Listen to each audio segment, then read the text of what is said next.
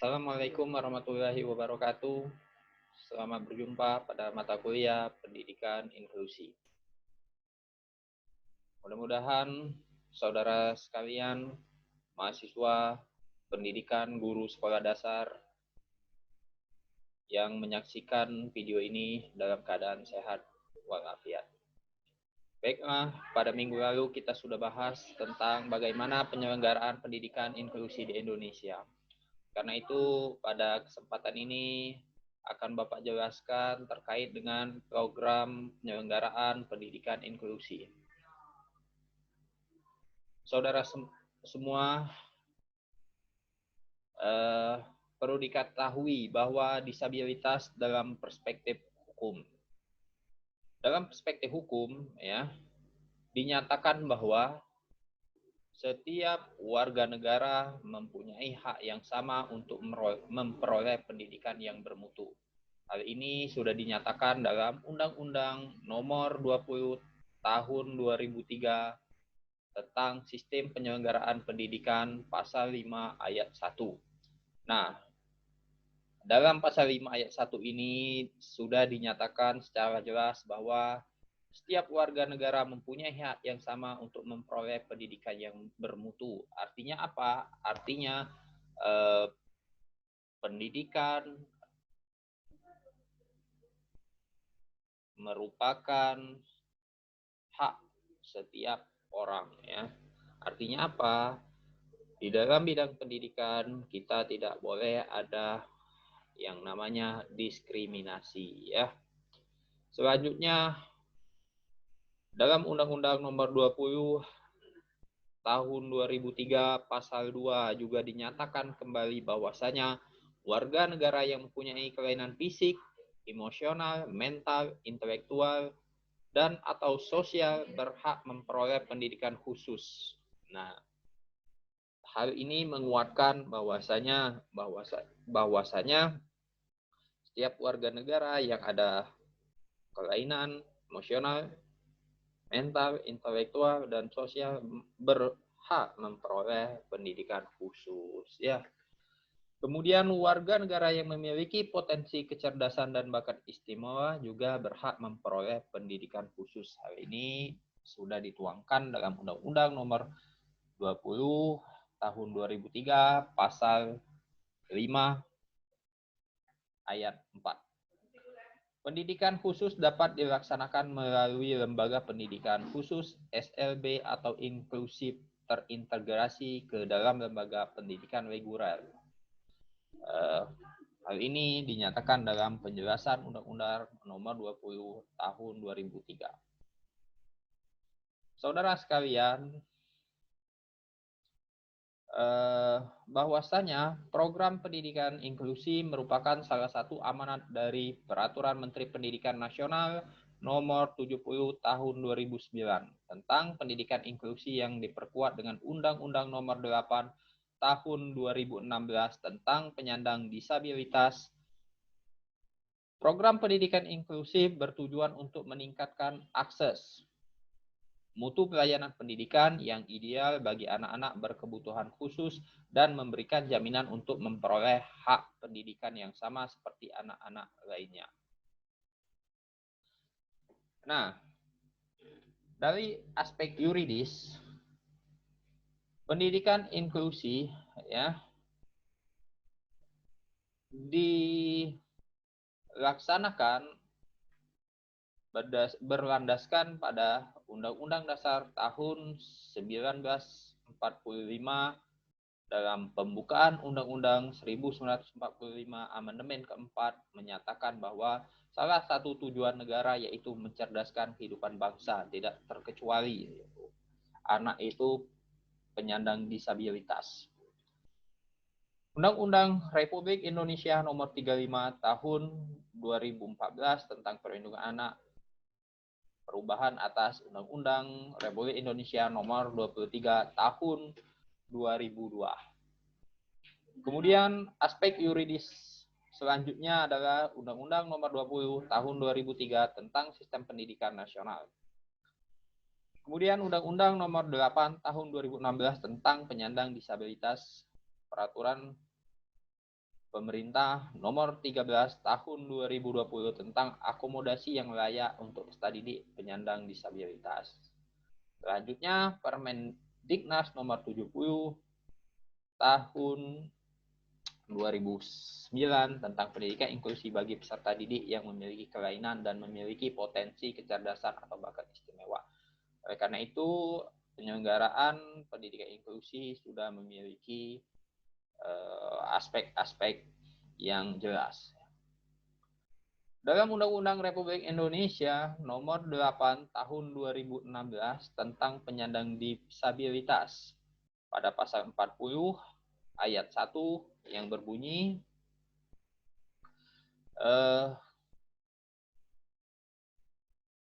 pemerintah dan pemerintah daerah wajib menyelenggarakan dan atau memfasilitasi pendidikan untuk penyandang disabilitas di setiap jalur, jenis, dan jenjang pendidikan sesuai dengan kewenangannya. Kemudian pada ayat nomor 2, penyelenggaraan dan atau fasilitasi pendidikan untuk penyandang disabilitas sebagaimana dimaksud pada ayat 1 dilaksanakan dalam sistem pendidikan nasional melalui pendidikan inklusi dan pendidikan khusus. Kemudian ayat 3 menjelaskan bahwa pemerintah dan pemerintah daerah wajib mengikutsertakan anak penyandang disabilitas dalam program wajib belajar 12 tahun. Kemudian ayat keempat menyebutkan bahwa pemerintah daerah wajib mengutamakan anak penyandang disabilitas bersekolah di lokasi yang dekat tempat tinggalnya. Nah, poin ini sesuai dengan peraturan zonasi ya. Kemudian di ayat 5 dinyatakan bahwa pemerintah daerah memfasilitasi penyandang disabilitas yang tidak berpendidikan formal untuk mendapatkan ijazah pendidikan dasar dan menengah melalui program kesetaraan. Selanjutnya ayat 6 menyatakan bahwa pemerintah pusat dan pemerintah daerah wajib menyediakan beasiswa untuk peserta didik penyandang disabilitas yang berprestasi yang orang tuanya tidak mampu untuk membiayai pendidikan. Selanjutnya, pemerintah pusat dan pemerintah daerah wajib menyediakan biaya pendidikan untuk anak dari penyandang disabilitas yang tidak mampu dalam membiayai pendidikan. Nah, hal itu sudah jelas sekali bahwasanya tidak ada alasan lagi untuk menolak anak penyandang disabilitas dalam mendapatkan pendidikan yang layak di Indonesia. Saudara sekalian, perlu diketahui juga bahwa dalam Peraturan Menteri Pendidikan Nasional Republik Indonesia Nomor 70 Tahun 2019 tentang pendidikan inklusif bagi peserta didik yang memiliki kelainan dan memiliki potensi kecerdasan dan atau bakat istimewa. Di sini sudah dijelaskan bahwasanya pendidikan inklusi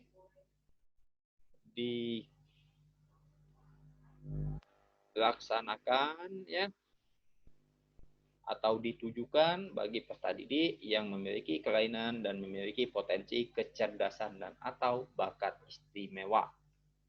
Nah, apapun itu bakat istimewa, entah itu kecerdasannya yang istimewa, ya, entah itu kemampuan motoriknya yang istimewa, semuanya harus difasilitasi. Mungkin di media kita sudah pernah mendengar ada seorang anak yang baru berusia 15 tahun sudah menempuh pendidikan di jenjang S3. Hal itu dikarenakan karena seorang anak itu memiliki kecerdasan yang luar biasa. Kemudian pada pasal 1 dalam peraturan ini, yang dimaksud dengan pendidikan inklusi adalah sistem penyelenggaraan pendidikan yang memberikan kesempatan kepada semua peserta didik yang memiliki kelainan dan memiliki potensi kecerdasan dan atau bakat istimewa untuk mengikuti pendidikan atau pembelajaran dalam satu lingkungan pendidikan secara bersama-sama dengan peserta didik pada umumnya. Oleh karena itu, sebagaimana yang sudah Bapak jelaskan pada minggu lalu, di Palembang sendiri sudah cukup banyak ya sekolah-sekolah yang sudah menerima siswa-siswa dengan kelainan ya. Kalau di SD minggu lalu sudah Bapak sebutkan sekolah-sekolah yang sudah menerima siswa dengan kelainan di SD dan di sekolah menengah pertama ya. Selanjutnya aspek yuridis lainnya yaitu Peraturan Pemerintah Republik Indonesia Nomor 13 Tahun 2020 tentang akomodasi yang layak untuk peserta didik penyandang disabilitas. Sebagaimana yang disebutkan dalam pasal 2 ayat 1 bahwasanya penyediaan akomodasi yang layak di bidang pendidikan bertujuan untuk menjamin terselenggaranya dan atau terfasilitasinya pendidikan untuk peserta didik penyandang disabilitas oleh pemerintah pusat dan pemerintah daerah. Dalam ayat 2 juga dinyatakan bahwa penyediaan akomodasi yang layak sebagaimana dimaksud pada pasal 1 dilakukan di semua jalur jenjang dan jenis pendidikan baik secara inklusif maupun khusus. Nah, jadi saudara semua, saudara juga harus memahami bahwasanya sistem pendidikan yang bahwasanya pendidikan inklusi itu adalah sebuah sistem pendidikan yang memberikan kesempatan yang sama kepada semua anak untuk mengikuti pendidikan dalam satu lingkungan sekolah tanpa membeda-bedakan karena faktor gender, budaya, ekonomi, warna kulit, dan atau disabilitas. Selanjutnya, sistem pendidikan inklusi itu juga mengakomodasi kebutuhan semua peserta didik didasarkan atas hasil net assessment ya atau analisis kebutuhan. Nah, sehubungan dengan itu, bahwasanya strategi mencari cara dalam mengatasi hambatan karena gender, budaya, ekonomi, warna kulit, dan atau disabilitas agar semua peserta didik dapat berpartisipasi secara penuh dalam proses pendidikan tanpa diskriminatif. Ya. Nah, saudara sekalian, bahwasanya secara tegas dinyatakan bahwasanya konsep inklusif itu artinya secara luas inklusi berarti melibatkan seluruh peserta didik dan harus digarisbawahi bahwasanya tanpa terkecuali ya. Jadi harus kita garisbawahi bahwasanya konsep dari inklusi itu secara luas berarti melibatkan seluruh peserta didik tanpa terkecuali ya. Nah, adapun ragam penyandang disabilitas ya. Ragam penyandang disabilitas itu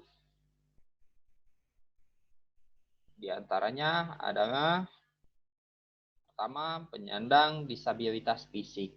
Penyandang disabilitas fisik ini merupakan individu yang mengalami terganggunya fungsi gerak antara lain misalnya terjadi amputasi karena kecelakaan atau sebagainya, lumpuh, layu, atau kaku.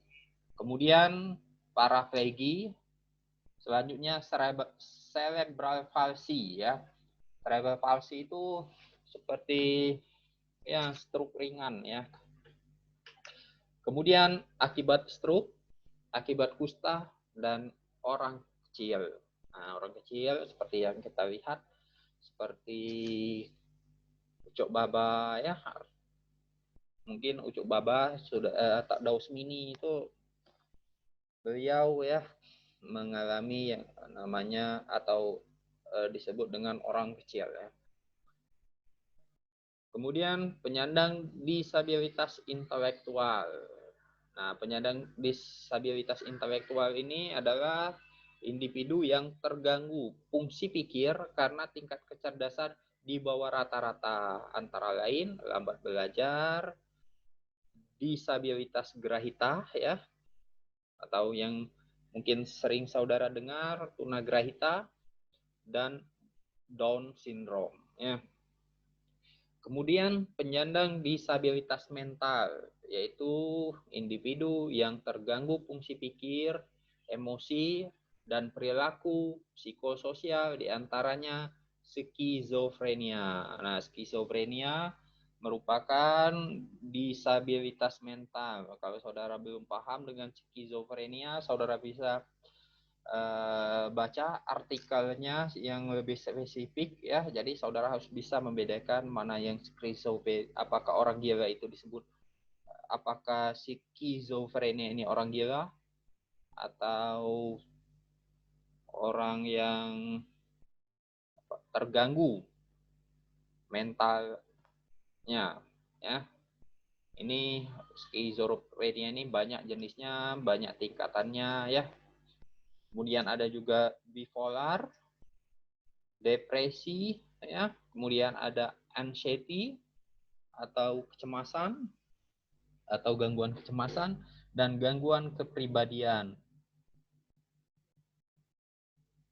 dan juga disabilitas perkembangan yang berpengaruh pada kemampuan interaksi sosial, diantaranya autis dan hiperaktif. Nah, selanjutnya ada juga yang disebut dengan penyandang disabilitas sensorik. Nah, penyandang disabilitas sensorik ini yang berhubungan sekali dengan terganggunya alat indera ya. Misalnya terganggunya salah satu fungsi dari panca indera, antara lain disabilitas netra atau sering disebut tunanetra.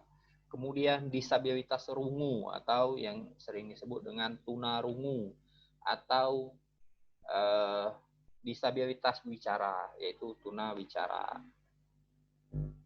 Netra ini karena ada gangguan pada saraf mata ya, disabilitas ungu ya,